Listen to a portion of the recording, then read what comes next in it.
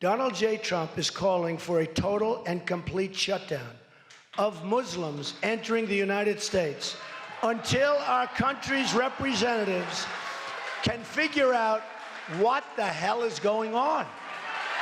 When I'm elected, I will suspend immigration from areas of the world where there is a proven history of terrorism against the United States, Europe, or our allies.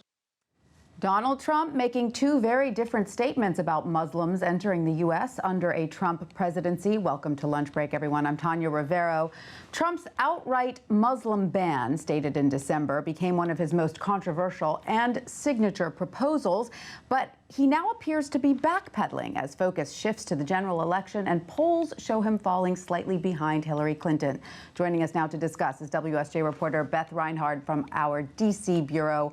Welcome, Beth. We've heard a few different things from Trump himself, but despite his seemingly softer stance, he hasn't outright said he's changing his mind on his ban of Muslims, nor admitted it was wrong, correct? That is correct. The Trump campaign is casting this as sort of a refinement, which is just really another way of saying he's changed his mind, but they don't want to use that terminology. I think what they're doing is, you know, they know that the Muslim ban was very popular in the primary with Republican voters, and so they don't want to completely abandon that. At the same time, if he makes some movement away from that, that allows, you know, more mainstream, moderate Republicans, elected office holders to, you know, be able to explain their support for Trump a little more easily, gives them a little political cover. When did this hard line start to soften a little bit? Could you perhaps argue the shift began back in May when Trump all but tied up the Republican nomination?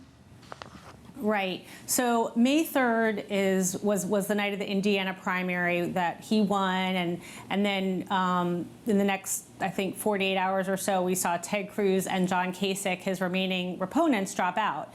And so the nomination was basically his. And then in mid-May, in interviews he gave, he started to soften a little bit on the ban. He said things like, well, this is just a suggestion. He said he was flexible.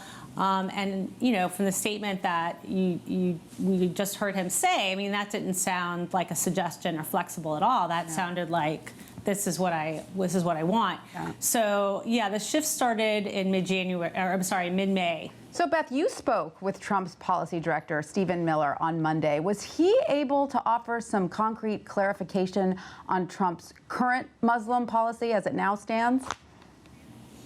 Well, what he said was that the central thrust of his national security policy is focusing on countries, you know, with terrorist roots or ties. Now, how you define that, which countries that would apply to, you know, he did not offer any specifics on that. Mm-hmm. But the focus is now more on countries and not on Muslims. That's an interesting development.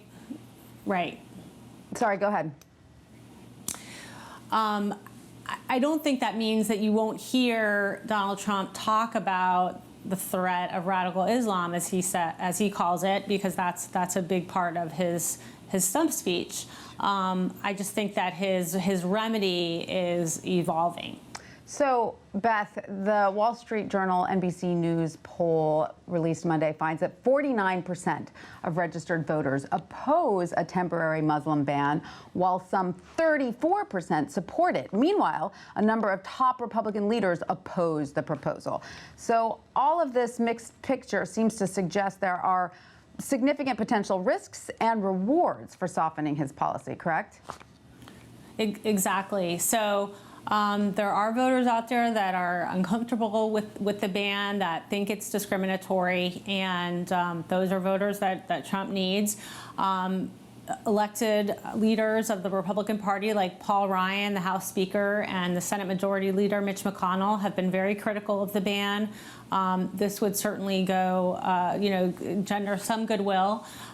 So there's pluses there. You know, the drawbacks are obvious. He ran on this hard in the primary, and a lot of folks supported him in part because of that.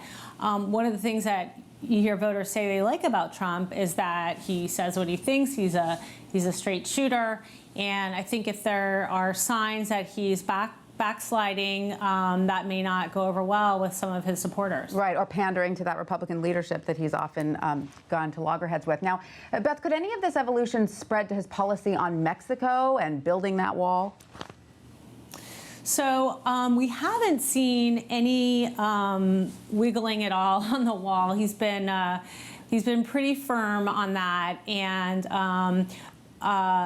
maybe that's sort of the one immovable object, literally, in his on his platform that where he has drawn a line, so to speak, and will stick to that. He has changed a little bit of his language when he talks about deporting undocumented immigrants. He said recently, just a few days ago, that he didn't like the term mass deportation. Whether that means he would not,